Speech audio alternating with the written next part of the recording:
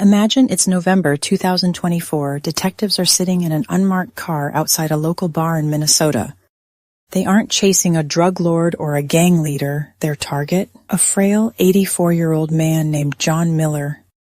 The detectives are nervous. They can't just grab him. They need his DNA legally. So they wait, they watch him eat his meal, sip his drink, and then he stands up to leave. This is the moment. The old man leaves his used cup on the table. As soon as he walks out, detectives swoop in. They grab that disposable cup like it's a diamond. Why? Because that cup holds the answer to a question asked 50 years ago. Now, let's rewind the clock. Way back, February 15, 1974, Wisconsin. It's a freezing winter day. A neighbor living near a quiet road looks out the window. They see a small car pull over on the snowy shoulder. A man gets out and drags something from the passenger seat into the ditch.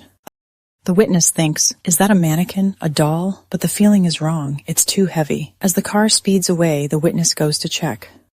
And there, lying in the white snow, was a young woman covered in blood. She had been stabbed over 15 times.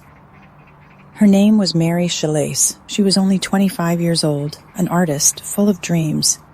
You have to understand the vibe of 1974. It was the era of romance and freedom. Hitchhiking wasn't seen as crazy back then. It was a normal way for young people to travel. Mary wanted to go to an art show in Chicago. So she stood on the highway with her thumb up, trusting the world. She thought she was catching a ride to see beautiful art. She didn't know she was stepping into a car with a monster. The police arrived, but they hit a wall. They had a description of the car, a vague sketch of the man, and even DNA samples found on her clothes. But here's the problem. It was 1974. DNA technology didn't exist. Years passed, decades passed. As technology improved, they ran the DNA through the criminal database, CODIS. The detectives prayed for a match, but no match found. Why? Because the killer had lived a clean life. He had no criminal record. The case file grew yellow and dusty. 50 years of silence. 2024 arrives. The police decide to try one last card, Genetic Genealogy. They partner with a college research center. Instead of looking for the killer directly, they looked for his family tree.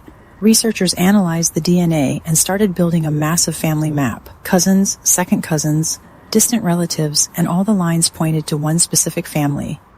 They narrowed it down to one name in Owatonna, Minnesota, Jon K. Miller. He was never a suspect. He was just a quiet old man living in the suburbs. November 7, 2024, a knock on the door. Jon Miller, now 84, opens it. Police are standing there. At first, he denies it. I don't know what you're talking about. But then, detectives slam the evidence on the table. The DNA from the cup he threw away at the bar matches the DNA found on Mary's body 50 years ago. It's a 100% match. The old man crumbles. He confesses, I picked her up. I wanted sex. She said no, so I stabbed her. Simple as that. He lived 50 years of a normal life, hiding this dark secret behind a wrinkled face. The phone rings at Mary's family home. Her parents passed away long ago, waiting for justice that never came. But her siblings are still here.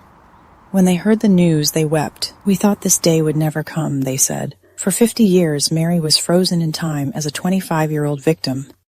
But finally, the family can tell her, we got him, you can rest now. So how did he manage to evade the dragnet for so long? It was because he had absolutely no criminal record, and since he was adopted, the family tree tracing got complicated, delaying the investigation by another year. But the decisive factor was he had a daughter. Ironically, the police secured her DNA first, and through that, they were able to trace it back to Jon Miller. The verdict? It was swift and crystal clear. In March 2025, 84-year-old Jon Miller stood in court and pleaded no contest to first-degree murder. That is essentially an admission of guilt. So, the judge handed down the sentence, life in prison. He spent 50 years hiding in plain sight as a normal neighbor, but now, at the age of 84, he is destined to end his life behind bars. The victim's family finally got to witness justice being served after half a century. The court also ordered him to pay $2,200 in restitution. It was a ruling that truly brought the saying to life, there is no expiration date on justice.